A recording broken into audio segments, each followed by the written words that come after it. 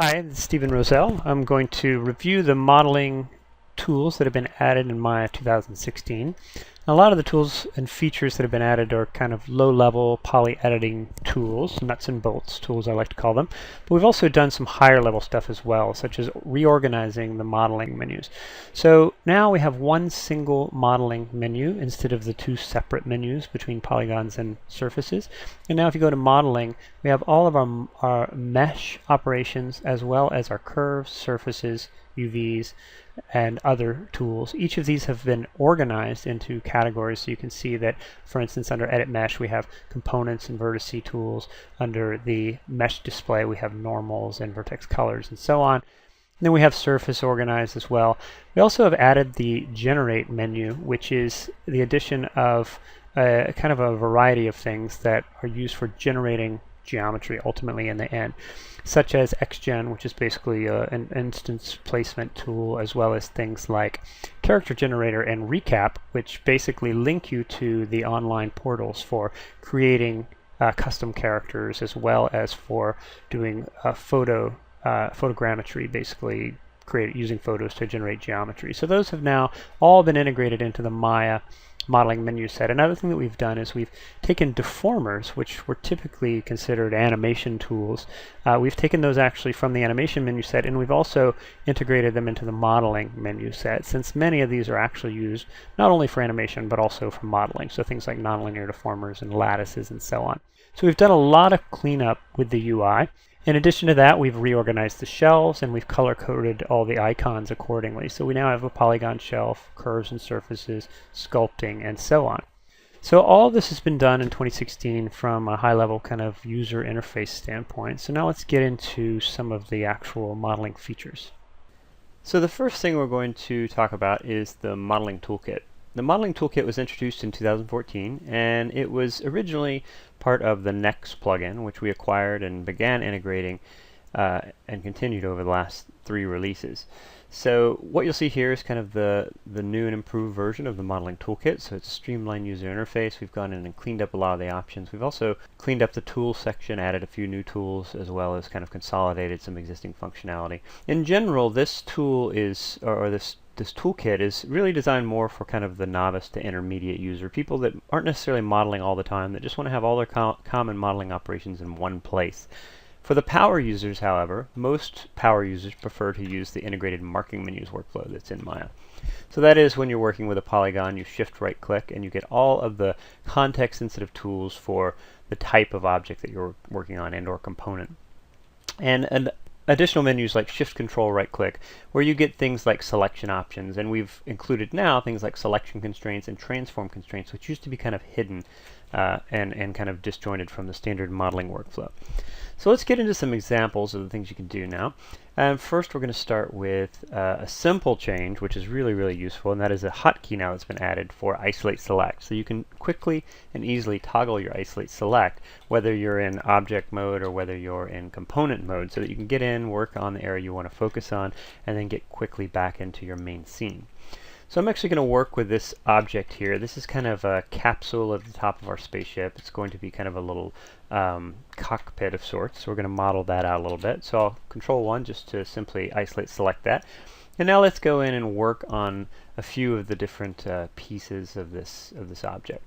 So the first thing I might want to do is go in and control how I'm selecting components. You can see that if I hover over faces right now, I'm basically pre-highlighting all the faces that I hover over. So now we have the option, using our marking menus, to go in and turn on selection constraints that allow me to broaden or kind of control the way I'm selecting things. So for instance, I can go into a shell mode, and now when I hover over my object, it will actually highlight the entire shell, or that entire subregion of that object, allowing me, for instance, to go in and grab a shell and then go in and edit or move that shell independently of the rest of the object.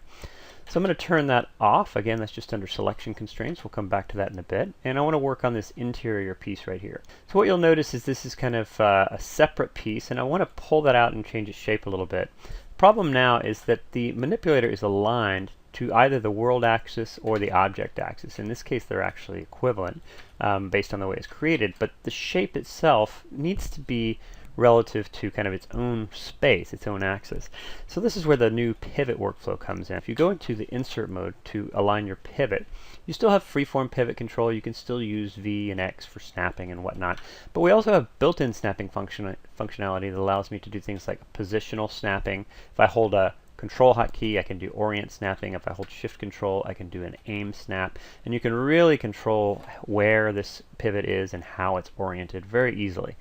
So for instance, I can go in and I can say, okay, I want to snap to the center of this object, but I want to move it along the flat area here. So I'll just Control click there, and now I've basically gone in and aligned my pivot.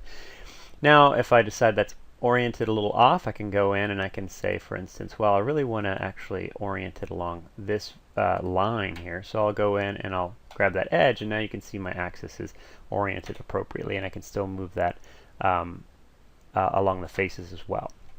So let's hit Insert again, and that will basically kind of bake in the pivot edit that you made.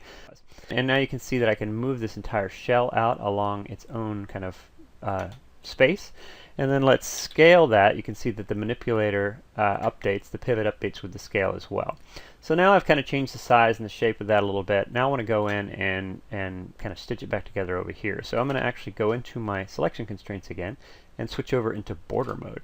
What that means is that now when I hover over my object, it highlights normally until I get to a border, and then it highlights the entire border. So I can grab a ring here, a ring there. It works in edge mode or face mode. You'll notice that I did lose my pivot there when I changed selections.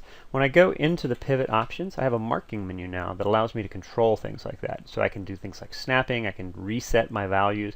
I can also go into a pin component mode, which means that now if I set my pivot, so say for instance I set my pivot to positional here and orient here, now when I go back in and select something new, it's actually going to remember that selection regardless of what I had selected.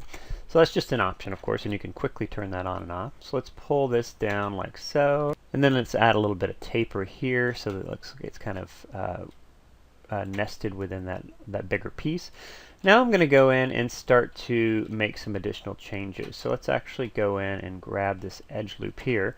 Normally you can double click on an edge loop. We also have selection constraints now that allow you to basically hover over any edge loop or ring. There's a ring mode as well, so that I can quickly grab an edge loop and say maybe pull that down a little bit. Now you'll see when I pull that down that actually I'm moving it just along the face angle here, but you'll see that it's actually changing the shape. So that may or may not be what I want. There's a couple of different options now for doing slides and moves of things like edge loops. So for instance, let's go in here to the side and let's begin to manipulate some of these edge loops. So if I grab this edge loop here and I begin to kind of push and pull that out, you can see of course that changes the actual shape. So if I pull that down, it adds kind of a tapering effect. That may be what I want, but I may actually want to preserve the shape a little bit more. So we have a couple of options here. One is I can now go into a slide mode. So if you go into your marking menus for selection, you can actually turn on transform constraints and switch on edge slide directly from the marking menus. And now when I move this edge loop, you can see that it's actually going to slide into and out of the perpendicular edges. Now you'll notice the texture is stretching, so all I have to do is just simply turn on preserve UVs, and now I can prevent that. Now the textures will get basically recalibrated. So now I can go in and grab an entire edge loop, and I can begin to kind of reposition it to change the shape of this without actually, or rather to change the location of these without changing the shape too much. The cool thing about this is it does work with things like rotation. So here's an example where I might want to go in and rotate this loop. You can see that my orientation of my pivot is off. So again, I just go into my pivot mode. I'll realign that with that axis there. Sorry, I'm using aim. What I really mean to be using is orient. There we go. So now I've basically oriented that axis with this flat edge right there. I'll go back into my insert mode, or rather my regular move mode, rotate in this case. And now you can see when I rotate, I can actually slide, and it depends on the angle that you get here, but you can actually slide with things like rotation and with things like scale. So I can actually move this entire thing around. So within reason, if I go too far, it'll actually pop out of place. But I can go in and I can make these kind of interesting kind of positional, rotational scale changes. I can even go in and scale this as well. So if I turn on scale, I can slide that in and out with a scale. So you've got a lot of different controls over this. And then of course this works on the vertex level and edge level as well. So if I decide, for this particular vertex, I want to slide that around independently. Notice the pivot is actually locked into place. Once again, if I just go into pivot mode, I can turn that off and I can snap my pivot right to the selected object. So now you can see there, if I take that point, I can slide it along this edge, you can go in that direction, and it's going to constrain only to those edges. It doesn't actually go into the middle of the face. So now I can go in and make a quick change like so, and maybe I want to pull this guy down a little bit, something like that. And actually right now I'm only affecting one side, so I can quickly go in and I can turn on something like symmetry, and now when I grab this point it's going to find the match on the other side. So things like slide work with symmetry as well. You'll notice I'm sliding on both sides, and I'm kind of creating this tapering effect for what's ultimately going to be a window. So there we go. I've kind of got that reshaped the way I want it. Now the next thing I want to do is actually go in and kind of carve this out and create a kind of an indentation for a window.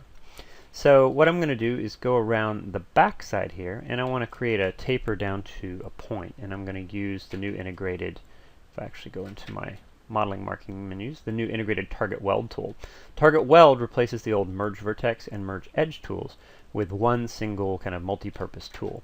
And what this allows you to do is basically go in and grab some vertices and just simply click drag to stitch those together. One thing that's cool about this as well I can show you is if you grab multiple vertices, you can just take those and you can stitch them all down to a point. Notice it does work with mirroring, so if you needed to do a lot of vertices at once, you can. And in addition to that, you can go into edge mode, and if I actually just turn off my selection constraints here for a second, I'm still grabbing the edge loop. I want to turn that off and just get individual edges. You'll notice that the mirroring works. If you hit the Y hotkey now, the Y hotkey will reactivate any of the modeling toolkit tools. So things like connect components, things like target weld, things like multicut. So now I can quickly and easily, just like I would with any other modeling tool, go in and start to stitch these together at any level. So I'll grab a vertex here and maybe stitch it together there. And now I've got kind of a little area here where I'm going to cut out a window, and I want that to look kind of nice and flat and faceted back there.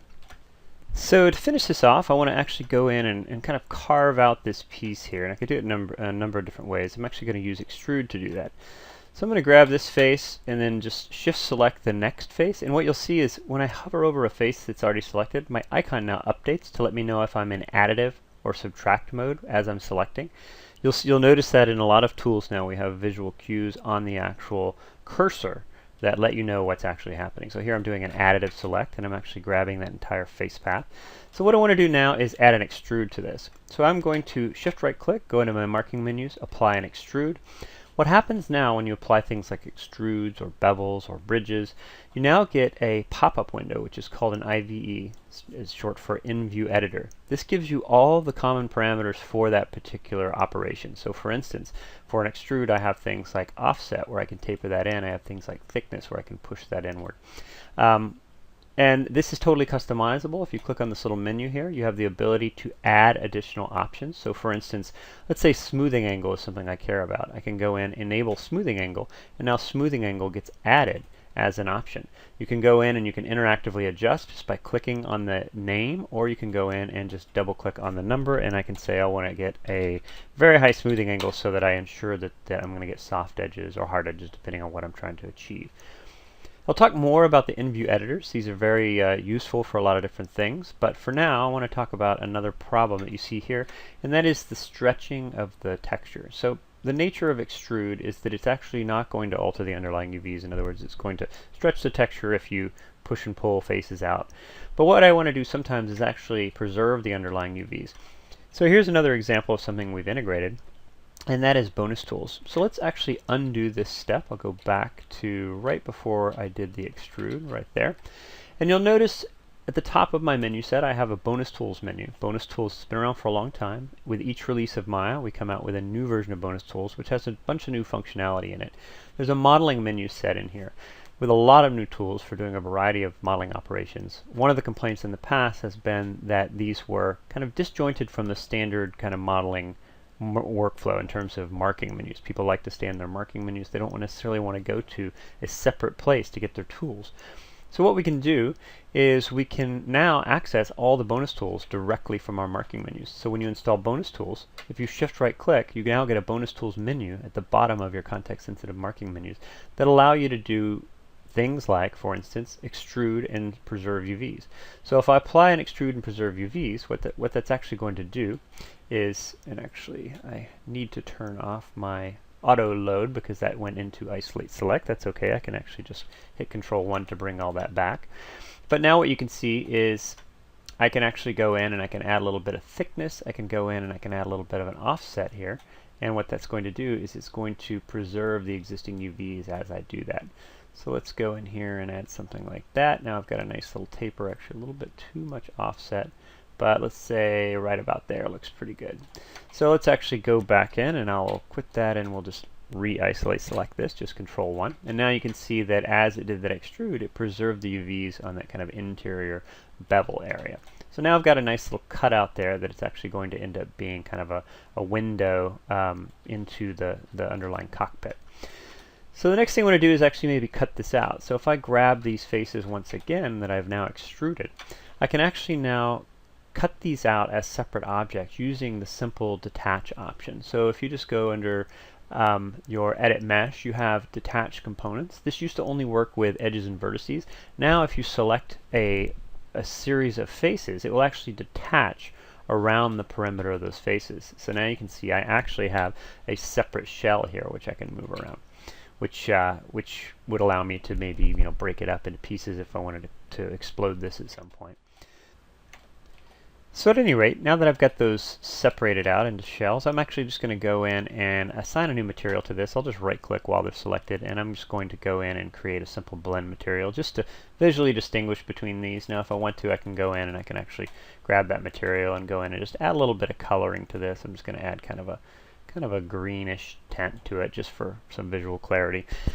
Now if I want to, I can always go in. You can see I'm working with a low-res model. If I hit 3, of course, I can smooth that out and I can see what that looks like as a smooth mesh. I'm not going to worry about that for now. We'll come back to that later. Let's just keep it at the cage level.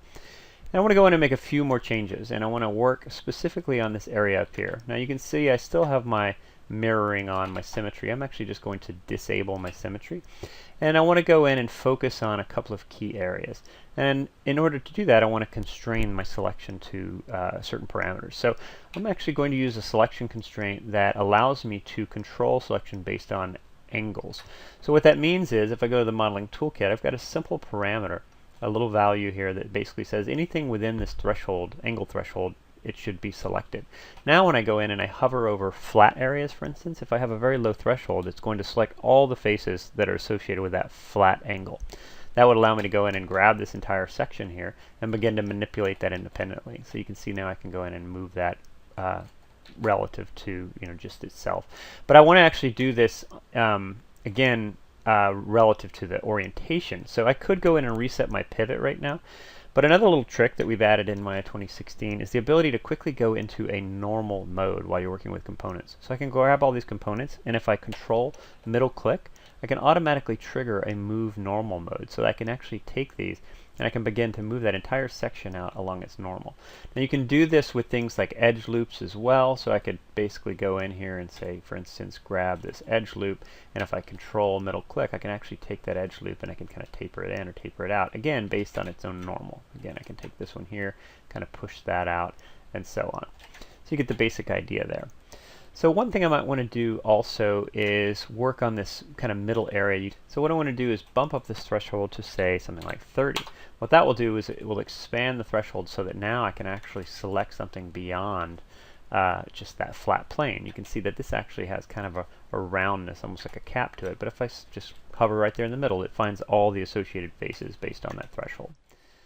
So now I'm going to quickly go in and begin to kind of edit this. Let's say I wanted to actually go in and make an indentation here. I'm actually going to go back into my pivot mode since this is not a flat object. I'm going to position that and then I'm going to orient it with a flat face so that I know that I can now take this entire shell and I can kind of move that independently. So I want to do something like that where I'm creating kind of an inset, which is what I want. So let's go in and make a few more changes here. One thing you'll notice is that I've got this kind of area around the perimeter here. Let's actually just disable my selection constraints. And you can see I've got an area around the perimeter where I've got these insided faces. So that happens from time to time as you're modeling. You end up with tris and quads and insided faces. Now, From Maya in the past, in order to fix these, I'd have to go through a multi-step process. I'd have to, first of all, I'd have to find them. Then I'd have to go in and I'd have to triangulate them. And then I would have to convert them into quads. And that probably would involve some manual effort. So what we've done in Maya 2016 as part of BonusTools is added a simple little tool that will automate that process. So I can select a specific area, or I can select the entire object. And I can basically go in here and say, find all the insided faces for me and convert them to quads. You'll notice it automatically found the inside faces, and it did a nice clean job of basically quadrangulating those, bypassing the whole triangulation process. So now I've got a nice kind of clean structure here that I can work with if I wanted to add something like a bevel. So speaking of bevels, let's go in and start to refine this a little bit by adding some bevels. So one thing that we've done with bevel, we've continued to improve bevel with every release. We've made many improvements over the last several releases, and we've continued in 2016. Let's go in and grab this face path here. Now, in the past, if I were to bevel a series of faces, what I would end up doing is beveling each individual edge within the face. So we've updated that now so that we can grab something like a face path, or we can grab a shell, and we can apply a bevel, and the bevel is only going to apply to the perimeter of those face paths.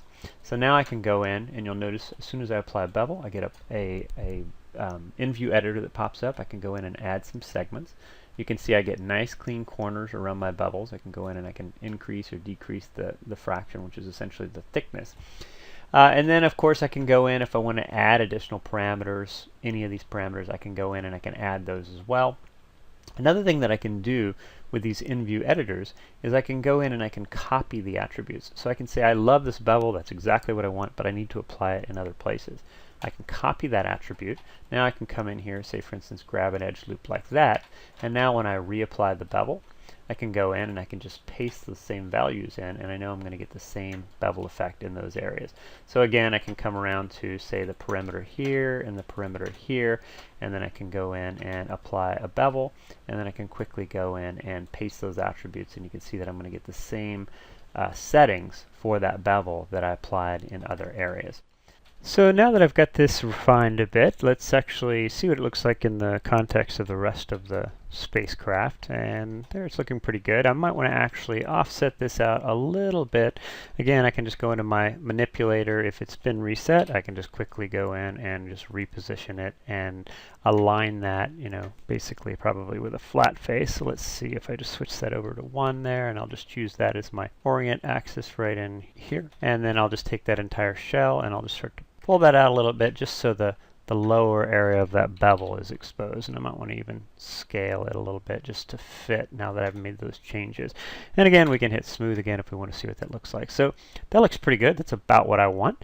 So let's move on, and we'll talk about some other kinds of modeling improvements that we've made.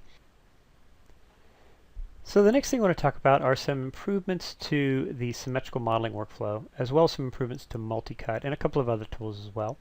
So we're going to frame in on this hatch area, and I'm actually going to grab this handle that's on the hatch, and we'll just kind of frame in on that. And you can see here I've got a couple of pieces for this handle. I'm going to hit Control 1 just to isolate select that really quickly. And we're going to go in and make some symmetrical edits. So the first thing you'll notice is if I go into my symmetrical mode, so this is assuming I have symmetry on in world or object space, then it finds matches on either side all the way through my object. So it is truly symmetrical. So this would allow me to go in and do something like maybe grab a face path here and then do something like a simple extrude, where I can go in and I can add a little bit of thickness to that just to add kind of a rod there that it can kind of spin around or something. At any rate, I've created a symmetrical edit. But what you'll notice is in other cases, like say here for instance, where I want to go in and maybe explicitly drop down some edges using something like the multicut tool. If I go into the multicut tool, what appears to happen is it appears to remove my symmetry. So if I were to go in and use something like an insert edge loop, or if I were to go in and just click drag to enter some points, it's only working on one side. So what I want to do is switch into a different symmetry mode that supports multi-cut edits. So I'm going to basically go back in and select a center edge. It's basically just needs to be an edge along the center of the topology, and I'm going to go into my marking menus and switch to topology mode. Now you'll see that re-engages the symmetry, but as soon as I go into multi-cut, which by the way you can reactivate now with the YT hotkey. So all of the modeling toolkit tools that have been integrated into Maya work now with the native standard tool repeat hotkey. So at any rate, I'm going to go in, grab a point, and then you can see there that it's highlighting on both sides. A couple things to point out is I can click on an edge and I can get freeform placement, or if I hold shift I can get snapping. You'll notice that my cursor updates now with a visual cue to let me know what mode I'm in. But then beyond that, I also have another hotkey. Shift Control will allow me to get right angle cuts, and it will work against a target or a source. So I can get a right angle to the source or a right angle to the target. If I come in this direction again, I can get a right angle to the source or the target. So it's a handy way of going in and ensuring that you're getting perfect 90-degree cuts in these types of situations. So now when I hit enter, sure enough, I get my right angle cut there. And then I end up with this extra edge, which I can basically just go in and select and delete. So now I've got my nice multi-cut operation there done in a symmetrical way as well. So the next thing I want to do is go in and add some asymmetry to this object. And I'm going to do it in a couple of different ways. One is I'm going to go in and I'm going to basically grab a couple of paths here. I'm just going to grab a face path here, and I'm just shift clicking to solve these face paths. As you can see over the last couple of releases, we've really improved our face path and edge path selection. So now what I'm going to do is extrude that. What you can see is I've got asymmetry. I'm basically creating an offset series of kind of grooves here, which are basically going to be kind of like finger slots. So, you know, when you're gripping this handle, you can go in and have a little bit of a place to put your fingers, essentially. So I'm going to go in and add a little bit of an offset there, add a little bit of thickness, say right here, maybe taper that offset in a little bit more. And then I might want to go in and add something like a bevel, and then with bevel I might want to bump up the segments to something like 2. I'll just drag that over to, not 2, there we go, about 2. So that'll kind of soften out those corners a little bit all the way around. So the next thing I want to do now is go in and make some edits to the bottom. But this time I want to create like a thumb grip maybe. So this is kind of where your fingers would slide in. But at the bottom I want to create a thumb grip, and I want that to be a little bit more symmetrical. So what you'll notice is as soon as I go back into symmetry mode, I'll switch back over into world or object space, and I hover over these new objects. They highlight in red. That indicates that I have no symmetry there. However, if I hover over any of the areas that I have not edited yet that are still symmetrical, it recognizes them now. So it's a new improvement in Maya 2016, and a big improvement. So all of these areas are still truly symmetrical. These are symmetrical, but these are not because they've actually been edited in a symmetrical way. But again, if I need to make some edits now, so I want to grab here, and I want to grab up to here, and I basically want to extrude those out kind of in the same way. So I'm going to go in and apply an extrude. I'm going to pull out some thickness there a little bit, taper that in with a little bit of an offset. Probably did that a little bit too much. And then lastly I want to go in and just apply my bevel and just bump up my segments to something like 2 like I did before. So now I've got the finger grips on top and I've got the thumb grips on the bottom where your thumb just kind of slides there in the middle. And again, part of it was done symmetrically and part of it was done asymmetrically. So now that I've created my bevels, I can always go in and adjust the smoothing angle kind of on the fly. So if I want these to be all soft or all hard, I can set those accordingly. Sometimes an all or nothing or the threshold approach doesn't work. Sometimes you want to specifically set your edge smoothness, but it's also hard to visualize. So one thing that we've done is we've added a new display mode, which is supported in Viewport 2.0 now, that allows me to distinguish between these edges. So if I go under my polygon display settings, I can still enable my traditional kind of standard edge display or standard soft hard edge display, but it's very hard to read. It's very subtle. We've now added a color option that allows you to very clearly distinguish between where your soft and hard edges are. So now I can go in and make changes in a more controlled kind of visual way. So for instance, I might want to come in here and say, for instance, these are all hard for some reason. I might want to grab those, I might want to grab those, and just go in and quickly soften those. I might actually want to grab these loops around here just to give these a slightly softer look. Let's actually grab those, and I'll just go in and soften those as well. And likewise, I might want to go in around these loops here, and again, go in and soften those. So you get the basic idea there. I can go in and I can kind of visually distinguish in a much easier way between where my soft edges are and where my hard edges are. So let's turn that off and let's bring back the rest of our scene and kind of look at this in a larger context. So I've got the handle that I've created here, and it's on this kind of this portal or this entry hatch that I want to actually essentially connect it to. But what I want to do is actually combine these. I've got two separate objects, this mount and then this actual handle. So I'm going to take these objects and I'm going to combine them. But what you'll notice is that each of them has their own pivot for snapping purposes. As soon as I combine them, then I lose that pivot. And by default, Maya always sends the pivot back to the world origin, which is way down here, which is a bit of a nuisance. So I could go in and manually fix that, but it's kind of a pain, like I said. So what I want to do is actually preserve one of the pivots that I already have. So there's a new bonus tool that allows you to do just that. You select your objects, go into your marking menus under bonus tools, or the main menu, and right here you say combine and copy last pivot. Now it's going to do the same combine operation, but it's just going to inherit the pivot of the object that's already been placed. So that way, if it's ready to be snapped, I don't have to change that again. So speaking of snapping, now that I've got this set up with a pivot in the right location, now I might want to go in and begin to snap and align this into my scene. So I can snap to vertices, or I can snap to edges, whatever it may be. Let's say when I snap to this edge here, if I hold C and I middle click on that, you can see that I can snap and I can drag along that edge, or likewise this edge. But I have free-form snapping. Hidden in Maya's options in the preferences is a snapping option, but it's very hard to get to and it's very unintuitive. So in Bonus Tools, we've added a simple little modify tool that basically allows you to quickly and easily set your edge snapping. So if you turn it off, again, then you have freeform snapping. I can just click on an edge and I can just drag it along that edge. You have to actually grab the center point there. I can freely move it along that edge, or I can go in and I can turn it to, say, midpoint. Now when I click on that edge, it's going to snap only at the center or the end points. So I can set this to any precision I need, and I'll set this, say, to a quarter. I'll click on this edge down here. I get a quarter snap, 50%, and then 3/4 snap right there. So let's say that's exactly what I'm looking for. As soon as I disable that, of course, it turns everything off. Gives me a little heads-up display just to let me know it's now disabled. That's another one of those handy bonus tools. So speaking of bonus tools, we're going to finish off with one last bonus tool here, and that is a bonus tool for setting your display. So what you see here is I've got, again, the hatch, and we'll just deselect that, and it's on the larger spacecraft. There's actually stuff inside here that I may want to see without having to move the object. So one thing we can do is we can grab the object and we can Control H, and that will hide. Sorry, I meant not actually the H key, not Control H. So the H key actually, if you hit the H key, you can now toggle your hide. So this is almost the opposite of the isolate select. So now I'm just toggling the visibility of that object. So that's fine. Sometimes just hiding it, not hiding it is enough, but sometimes you actually want to continue to see through an object. So we of course have had the option of X-ray mode in the panel for a while, and the X-ray mode does just that. It puts everything into X-ray mode. And it's also a bit slow, so you can see it actually takes a little while to pan out here.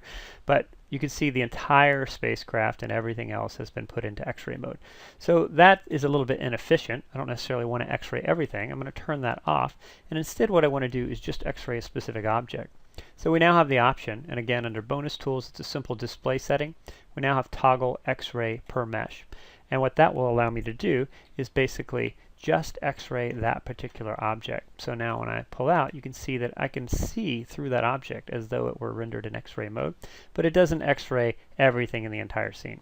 If I wanted to do this object as well, I can basically go in and put that into X-ray mode as well, and now I've got two objects in X-ray mode, so I can actually see all the detail on the interior here without having to constantly hide and unhide those objects. Now it does work with multiple objects, so once these are in sync, I can just hit the X-ray hotkey, or I can hit G actually to repeat the X-ray or re-trigger it from the Bonus Tools menu, and I can turn the X-ray mode on and off independently for each object. So that's a nice little improvement, again, newly supported in 2016 for Viewport 2.0. So another bonus tool that I'd like to talk about that's new in 2016 is the ability to create a one-directional instance.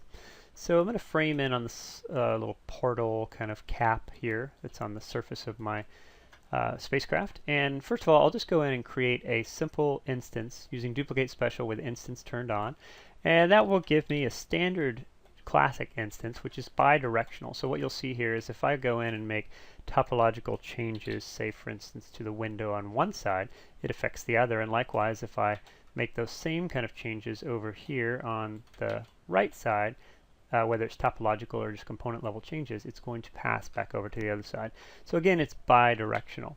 which oftentimes is what you want, but occasionally you want to go in and create a single directional instance. So what I mean by that is you want to take this object, and what we'll do is go to BonusTools. Under Edit, Duplicate, we now have a new option called Duplicate as Mesh Reference. So when I apply that and pull it off to the side, I get a very similar result, in the sense that if I take this face here, for instance, and I begin to scale that out and do something like this, you can see that that topology change is being passed over to this object here, or that component change. And in this case, though, however, if I make something like an extrude on this face, you can see that the topological or component level change on the right object is only affecting that object. So it's kind of a linear connection, but it doesn't go both directions. So again, I can go back in here and I can do something like scale this, and you can see how now that passes that change on to the other side. So let's just go in and make some more practical changes. So let's say I wanted to actually go in and push this window in a little bit, and I'll just use Control middle mouse drag just to push that window in a little bit. But let's say for this particular guy, I'm going to put it in a different location. So I might actually want to extend the base out or something like that. So I'll grab this face path around here, and again, I'll just use middle mouse drag just to push that base. And now I've got two kind of similar objects, but slightly different at the same time. And I can always go back in and make changes to this one and have them passed on to the secondary object. So again, that's a nice new addition. This is something people have been asking for a while. I've always been able to do it kind of under the hood in Maya, but this is just a simple bonus tool that kind of automates the whole process of creating this one-directional instance. So as you can see, we've made many improvements on the modeling front. So a lot of these are kind of lower level, just kind of base level improvements. And they may seem small individually, but when you add them all together, it's a really big improvement to the overall modeling workflow in Maya 2016. So hopefully you've learned something new, and you'll be able to explore some of these new modeling tools when you get a chance to check out Maya 2016. Thanks for your time.